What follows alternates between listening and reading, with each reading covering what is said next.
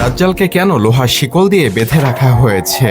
সহিহ হাদিস থেকে পাওয়া যায়, আজ থেকে 1450 বছর পূর্বে তামিমাত দারি নামক একজন খ্রিস্টান ব্যক্তি তার সঙ্গীদেরকে নিয়ে জাহাজে সমুদ্রে যাত্রা করেন।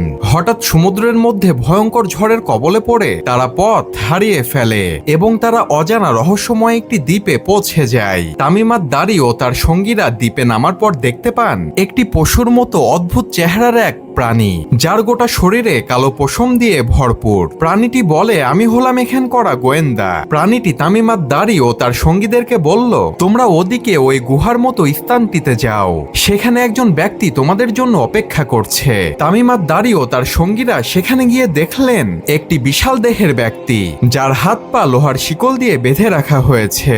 তামিমাত দারি ও তার সঙ্গীরা সে ব্যক্তিকে দেখে ভয় পেয়ে গেলেন। তখন সেই বিশাল দেহের ব্যক্তিটি তাদের কাছে কিছু প্রশ্নের উত্তর জানতে চাইলেন। সে ব্যক্তিটি বলল, তিবিরের স্থান অর্থাৎ ফিলিস্তিনের একটি জায়গাতে খেজুরের গাছগুলোতে এখনো খেজুর ধরে কিনা, তাবারিয়া হ্রদে এখনো পানি আছে কিনা, জুঘুর অঞ্চলের কূপ থেকে এখনো পানি বের হয় কিনা, এবং সর্বশেষ প্রশ্ন করল, আমাকে নবী মুহাম্মদ সম্পর্কে বলো, তিনি কি তোমাদের মধ্যে এসেছেন? তিনি কি মক্কা থেকে মদিনায় হিজরত করেছেন? তখন তামিমাত দারি তার সকল প্রশ্নের উত্তর দিলেন।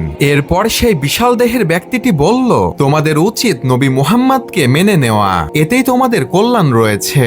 এরপর সে ব্যক্তিটি তার নিজের পরিচয় দিল। সে বলল, আমি হলাম দাজ্জাল। আমি এখান থেকে বের হবার অনুমতি পেলেই পুরো পৃথিবী 40 দিনে ভ্রমণ করব, তবে আমি মক্কা ও মদিনায় প্রবেশ করতে পারবো না। আর এই সম্পূর্ণ ঘটনাটি তামিমাত দারি নবী সাল্লাল্লাহু আলাইহি ওয়াসাল্লামকে এসে বলেন এবং তিনি খ্রিস্টান ধর্ম থেকে ইসলাম ধর্ম গ্রহণ করেন। অর্থাৎ এই হাদিস থেকে বোঝা যায় দাজ্জাল পৃথিবীতেই আছে এবং দাজ্জালকে একটি দ্বীপের মধ্যে বেঁধে রাখা হয়েছে।